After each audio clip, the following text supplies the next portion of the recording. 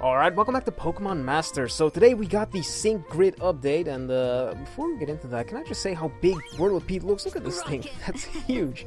But okay, so the Sync Grid works very similarly to awakening mechanics that you have in other gacha games, so it gives your older characters, your weaker characters, a chance to shine again, makes them more relevant in the meta. So I guess first things first, to unlock these nodes on this grid right here, you need these things called Sync Orbs.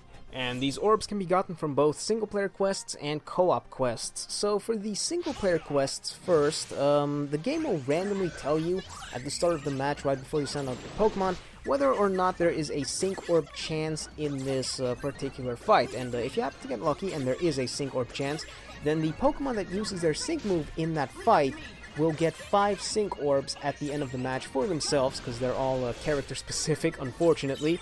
So be sure to use your Sync move whenever that happens. And then for the co-op Sync Orbs, those are actually a little different, because those are the orange ones, and those can be exchanged for character-specific Sync Orbs.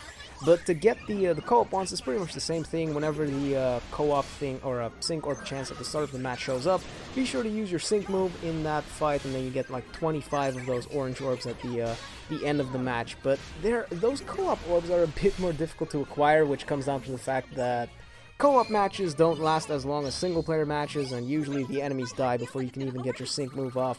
Although I'm not sure how the Sync Orbs or the co-op Sync Orbs really work. Like, if one player uses their Sync move, I'm not sure if everybody who participated in the fight will get the 25 Sync Orbs. I'll have to check that out. But regardless, that's how you get the Sync Orbs. It's a really difficult grind, mostly for tech characters and support characters, because if you set the game to auto, the AI will pretty much never use their Sync move. It's always going to go for the strikers, so you have to do this stuff manually. And you can see that for some of these later nodes, like this one, you need 84 of these orbs. That is absolutely insane. It took me like 20 minutes to even get 10 of these things, so that should tell you how ridiculous this is. But let's just unlock a node and see what happens. So we've got Brendan over here, special attack, costs 5 Sync Orbs, and that just gave me plus 5 special attack. Pretty nice. You know, I probably should have looked at his stats before I did that, so hold on. We have Torkoal right here with 168 special attack, so if we unlock this one... Oh, goodbye, Sync Orbs of mine. Took me so long to get those. But now we should be at still 168. That's not right. Hold on. You know what, let's try that again, see what happens. So my defense is at 158, and now we should have plus 5. Nope, still 158, but I'm pretty sure it's unlocked, unless it just doesn't show it on there, and you have to go into the actual battle screen for it to show up. Maybe, I'm not sure, I'm just going to assume that it's actually active. The small letters tell us that the benefits will not be reflected on a Sync Pair's detail screen.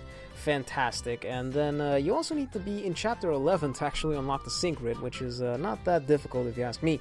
So at least we know that we do have these skills active right now, and if we press reset, I'm pretty sure that this will give us everything back, so then we can unlock some different tiles if we so please. And as far as I'm aware, the only characters right now that have complete Sync Grids are Flannery, Flint, and speaking of Flannery and Flint, they have an event going on right now where you can get some extra sync levels for them. Well, I think you can only get 1 sync level for them, but that's pretty important because some of these require you to have extra sync levels on your characters, which is gonna suck for gacha characters, but for these free characters, you can get them from the shop. I'm pretty sure they'll get some more sync levels in future reruns.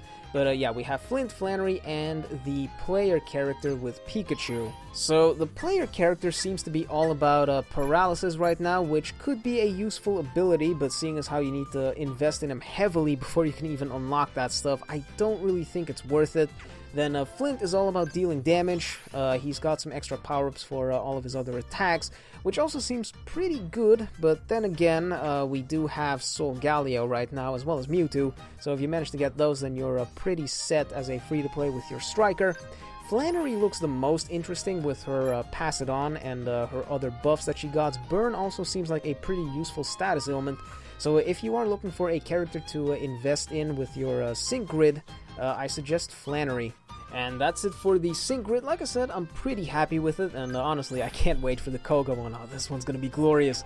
But so far, or for now, I guess I'll start investing in Flannery because I do like her, so that's not an issue for me. And I guess that about does it, so hopefully that was helpful, and I guess I'll see y'all later. Peace!